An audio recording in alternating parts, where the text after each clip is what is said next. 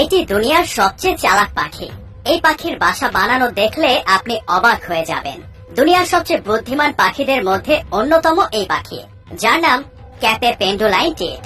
বুদ্ধিদীপ্ত উপায়ে বাসা তৈরির জন্য পাখিটি সবচেয়ে পরিচিত, কেননা এরা তাদের বাসা এমন পদ্ধতিতে বানায় যে বাসায় ঢুকে তাদের বাচ্চার কোনো ক্ষতি শিকারী প্রাণীরা করতে পারে না।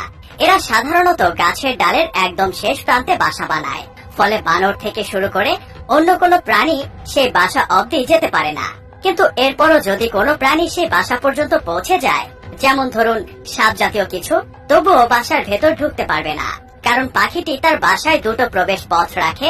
একটা থাকে বড় রাস্তা, কিন্তু সেই রাস্তা পুরোটাই ফাঁকি দেওয়ার জন্য বানানো, অর্থাৎ ওই পথে ঢুকলে বাসায় প্রবেশ করতে পারবে না কেউ।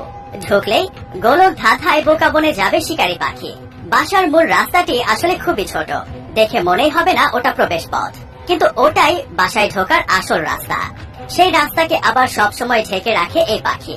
যখন বাসা থেকে বের হয় তখন বাইরে থেকে ঢেকে দেয়, আবার ভেতরে ঢোকার সময়ও ঢেকে দেয়। তার আগে আশেপাশে দেখে নেয় অন্য কোনো প্রাণী আছে কিনা। তাই হঠাৎ বাইরে থেকে বোঝার উপায় নেই যে ওখানে কোনো রাস্তা থাকতে পারে। শিকারী প্রাণীরা ছোট রাস্তাটা খুঁজে না পেয়ে বড় রাস্তাকে আসল পথ ভেবে নেয়। তাছাড়া ওই পাখি বাসা থেকে বেরিয়ে ছোট রাস্তা ঢেকে রাখার পাশাপাশি বড় রাস্তাটাকে আরো বড় করে সাজিয়ে রেখে যায়, ফলে সেই ফাঁদে পা দেয় সব প্রাণী। শেষ পর্যন্ত বাসায় আর প্রবেশ করতে পারে না। বিস্ময়কর বাসা বানানোর আরেক ওস্তাদ হচ্ছে বাবুই পাখি। এই পাখিকে শৈল্পিক ইঞ্জিনিয়ার বলা চলে। নিজের ঘর সাজাতে তাদের কোনো জুড়ি নেই। বাবুই পাখির বাসা দেখতে উল্টানো কলসির মতো। বাসা বানানোর জন্য এরা খুব পরিশ্রম করে। ঠোঁট দিয়ে ঘাসের আস্তরণ ছাড়ায় যত্ন করে পেট দিয়ে ঘষে গোল অবয়ব মসৃণ করে। শুরুতে দুটি নিম্নমুখী গর্ত থাকে, পরে একদিক থেকে বন্ধ করে ডিম রাখার জায়গাও তৈরি করা হয়। অন্য দিকটি লম্বা করে প্রবেশ পথ হিসেবে রাখে।